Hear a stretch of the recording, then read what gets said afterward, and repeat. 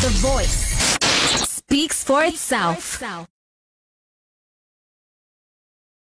We are expecting 180 to 200 delegates. Our keynote speaker is the Minister of Environment, Natural Resources, Conservation and Tourism, Ramokaila.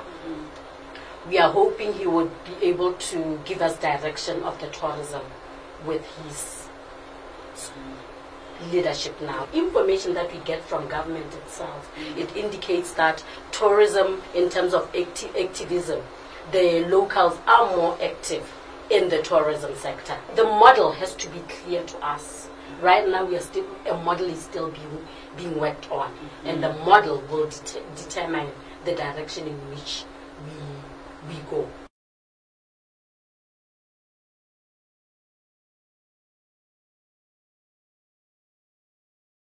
Welcome to the Voice Studios. My name is Emma Mukutlo. In the studio today, I have Rakorong, the CEO of Hospitality and Tourism Association of Botswana. Welcome to the Voice offices, Mr. Rakorong. Thank you very much, Emma. For the past 35 years, Hospitality and Tourism Association of Botswana, popularly known as HATAB, has been in the front line of lobbying and advocating for the tourism industry. This week, as they prepare for their annual conference scheduled for the 25th and 26th of April in Kasane, we invited Ms. Rakorong, as I said before, to come and shed light on what this conference is all about. Ms. Rakorong, let's get right into the program. First of all, we know that your mandate, you basically exist to promote, encourage, and police excellence in the hospitality and tourism. What exactly, or how exactly do you go about doing this? Yes, indeed, our mandate is policy advocacy to promote an enabling environment for business growth. And we are a chamber of commerce, which is looking into the development and growth of the tourism industry. Our mandate, as I said, policy advocacy and promoting of excellence within the industry. How do we go about it? It is whereby we engage with the different stakeholders so that indeed we can advocate for that enabling environment. Tourism as a sector is a sector that cuts across all the other sectors. When you look at it, you see that it's embedded pretty much in everything. And we normally say it's a parasitic sector, though yes, indeed, we have the core, which by nature the different subsectors are channeling. And the way we go about this mandate, as we engage, we look into the legislative policy and the regulatory framework to see if indeed they're supporting the development and the growth of the sector. And you will realize that the laws that govern are the ones that determines the ease of doing business. So that is how we go about it. Okay, so far, what would you say has been your success, your greatest success thus far? Because you've been in this business for the past 35 years. The greatest success, I would say that tourism in its nature, at least in Botswana, it was founded by the private sector itself, especially the one that we would say is the developed product, which is the wildlife and wilderness. How it was founded, it was initially through the hunters, and then it started developing from the hunters into the mobile safaris, from the mobile safaris into the camps and lodges. And you can imagine at the time when that was happening, government wasn't regulating that part of the sector till a point where they realized that there is a group of people that are doing business, but we are not regulating them. And at the time when that government realized that, they decided to start engaging the operators that had already started the industry. And in engaging them, this is how the industry started to get together, and this is how HATAB was formed. You will notice that at the time, the tourism was a department within the Ministry of Commerce and Industry at the time. And through HATAB, we lobbied for the establishment of the Ministry of Environment, Wildlife and Tourism. Through HATAB, we also lobbied for the establishment of Botswana Tourism Organization. And these are, I would say these are the highlights. However, we have been very influential in the different policy and legislative framework that have changed in order to enable the industry to prosper. interesting that you should talk about the hunters, you know, being the precursor to the existence of HATAB. But anyway, we'll get back to that in connection with the hunting ban and the lifting of the hunting ban. But right now, let's dive into the talking about the conference itself. The theme for this conference is sustainable tourism, a driving force for job creation, economic growth, and development. And it is consistent with President Mokgweetsi Masisi's last State of the Nation address, where he proclaimed the need for Botswana to actively participate in the tourism sector, particularly in the Okavango Delta and Chobe district. What are your views?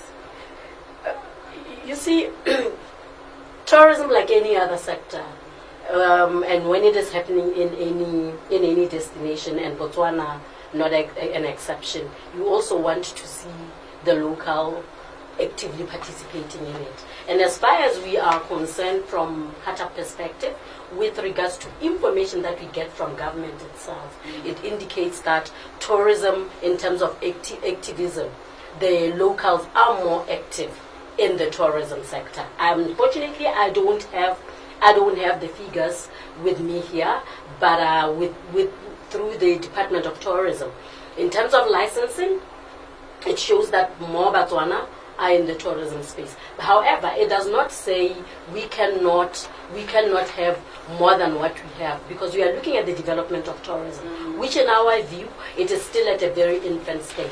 So in terms of opportunities, potential, they are immense. This is where we should be driving, this is where we should be encouraging more active citizen participation. And then of course still mindful of the FDIs.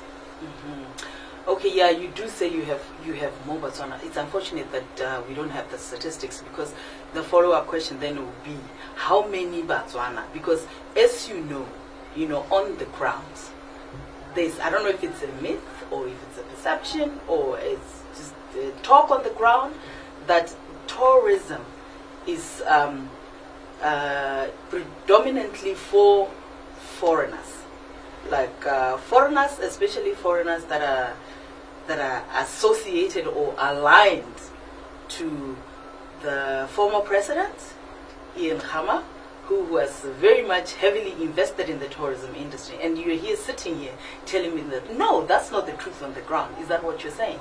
I am saying information from government herself indicate that there is more Botswana participating in the tourism sector. At what level, though, Ms. Rakorong? At all levels. Are you looking at the camp? If you are looking at the camps and lodges, yes, we do have Botswana actively participating in that sphere. I think we need to be very clear and say exactly when we say Botswana, who are we referring to? So maybe we need to define that, because as far as we are concerned, even the much talked about Delta, where they say Botswana are not participating, Botswana are indeed participating in the Delta, in the Chobe. So we need to be clear. Probably maybe government can define to us exactly what we mean when we say.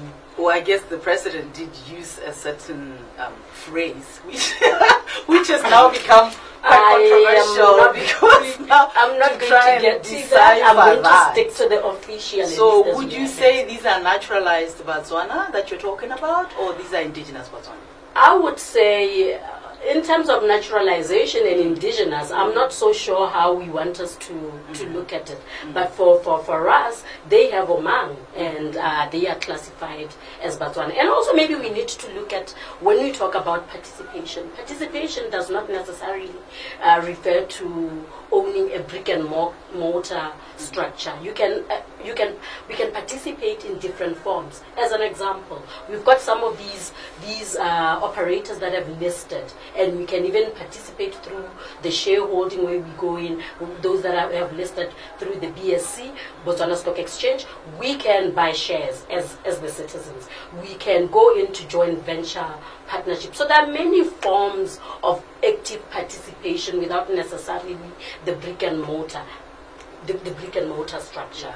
Would you say, as HATAB, you are happy, or you're satisfied, or at least you are content about the level of participation of indigenous Botswana in the tourism industry at this moment? At HATAB, we've been advocating for the diversification of the tourism product. And as we are sitting right here today, when you look at the tourism industry, we've got only one developed tourism product in Botswana, which is the wildlife and wilderness. And it is very clear to us that Botswana is oozing with a lot of potential, a lot of opportunities. And even when you look at the geographic location of where the concentration of this product is in the the northern part of Botswana, mostly the Ngamiland and the Chobe. So we need to look into how do we drive our tourism agenda development.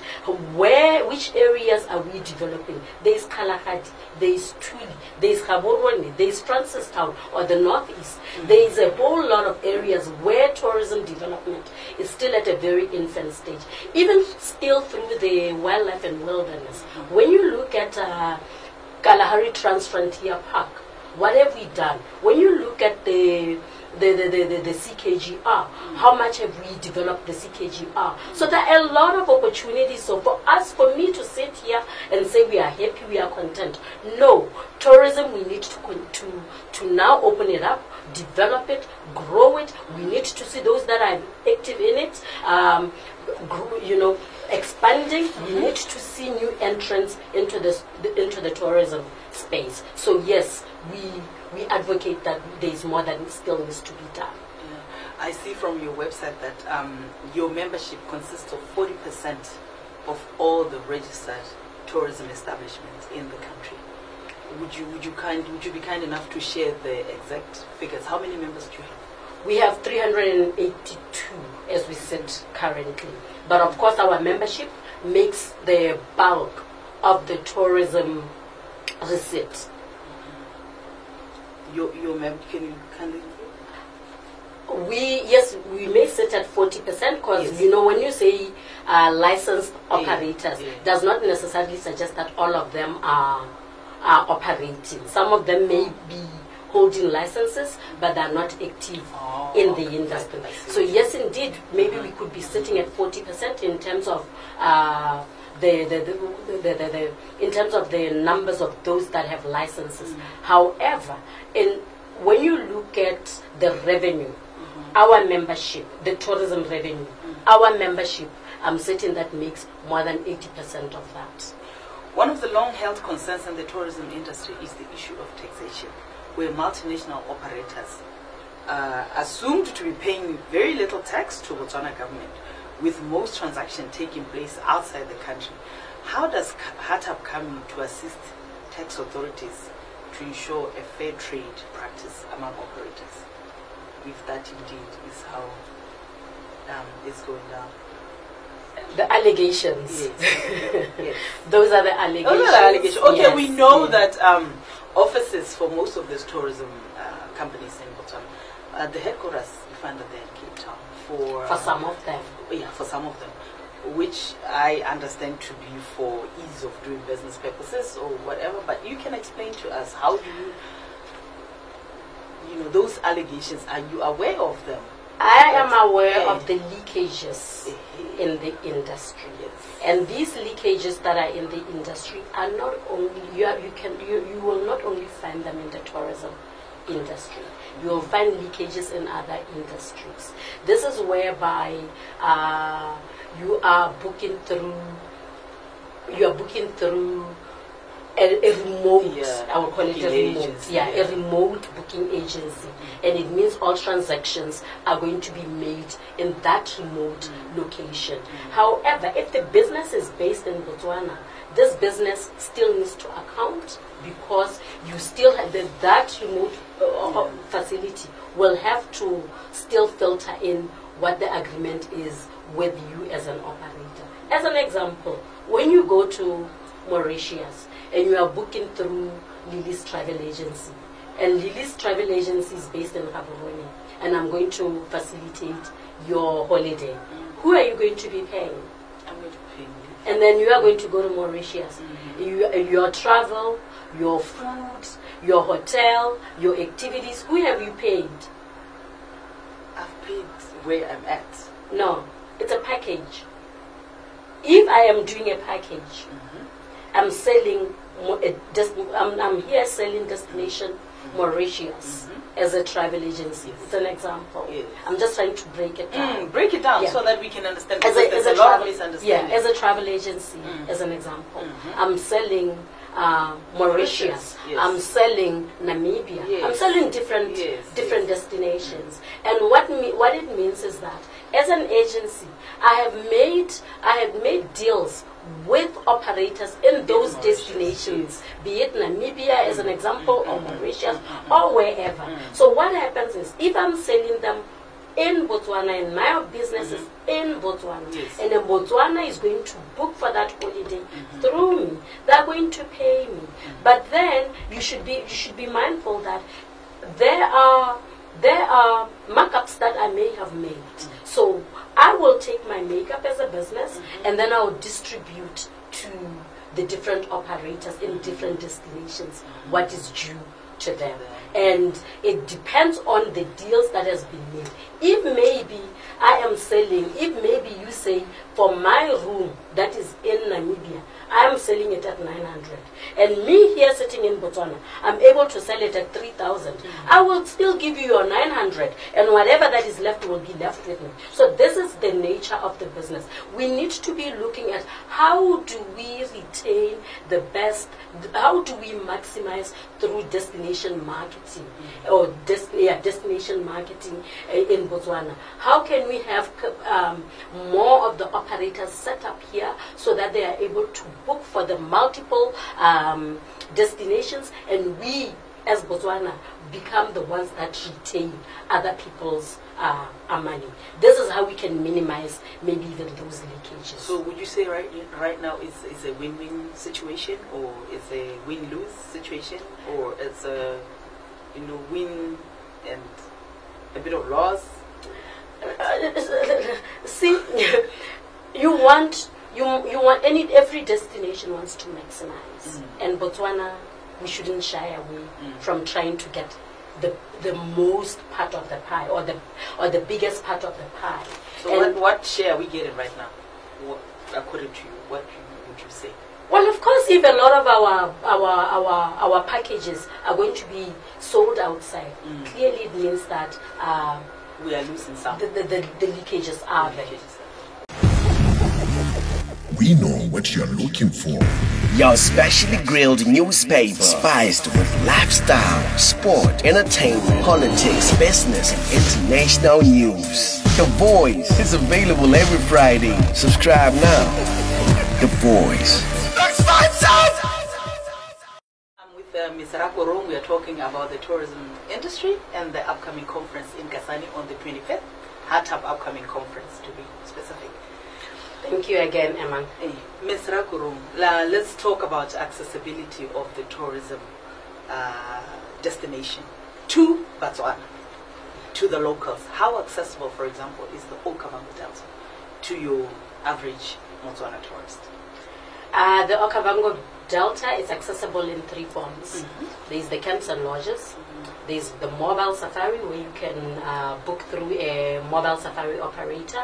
You can also do camping, whereby you've got the private campsites as well as the public campsites. So it depends on preference. So that is accessible. That is the three forms of availability of what to do within the Delta. And accessibility, not to interrupt you, accessibility and affordability, let them go together. How affordable is it as well? Oh, affordability is affordable. It's very affordable. Yeah. You see, like anything else, holiday is a luxury, in which it's just like a diamond, in which you plan for, you budget for, you inquire about, and in that way it gets to fit the pocket. And you, within it also, there are different operators offering different prices. There are times where some of the operators even come up with rates for locals. Actually, most of the operators do offer local rates. Are there any any of these establishments based in the Delta that have booking offices here in Botswana, or are all their booking offices in Cape Town? Because that has been a complaint among the locals, that we have this beautiful product, the Okavango Delta, that is visited more by tourists from outside than by locals. Yes, we do have within our membership, most of them that are having that do have booking offices based locally. As an example, if you take Wilderness Safaris, Chobe Holdings, you are able to call and book. So Rakorong, I can just go to the Delta. Would I be able to afford it? I hear the prices range between 7,000 a night to 14,000 a night. 7,000 pula a night to 14,000 pula a night. Why are you laughing? I'm laughing because apparently it's the high value, how does it go? High value, low volume.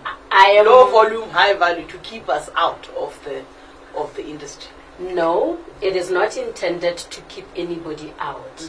It is done for environmental protection, in which I believe that all of us want to guard and protect the Delta for generations after us. And going back to the issue of affordability, I would like to say that we need to look at the model that we use as Botswana. And as I have alluded to, tourism being founded by the private sector, government coming at a later stage. When you look at facilitation, operators in the Delta actually carries the burden of development, be it road, infrastructure development that comes with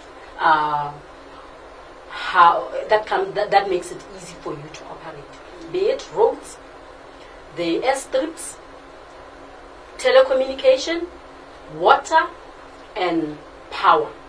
Everything is borne by the operator.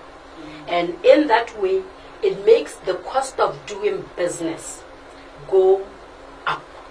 So when the cost of doing business, it is that high, it means then when I am operating, I have to make sure that at least I can sustain this business, and the cost of it will be passed on to the guest. So I want us to understand that part, because with a business, as we are sitting here, or where I sit with at my office, I have access to telecommunication, I have access to the roads, I have access to the airport, I have access. Those I don't have to do them myself. So it actually reduces my cost of doing business. So we need to first of all understand that. But it's capital intensive. It's capital intensive. Yeah. It's very expensive to operate in that environment.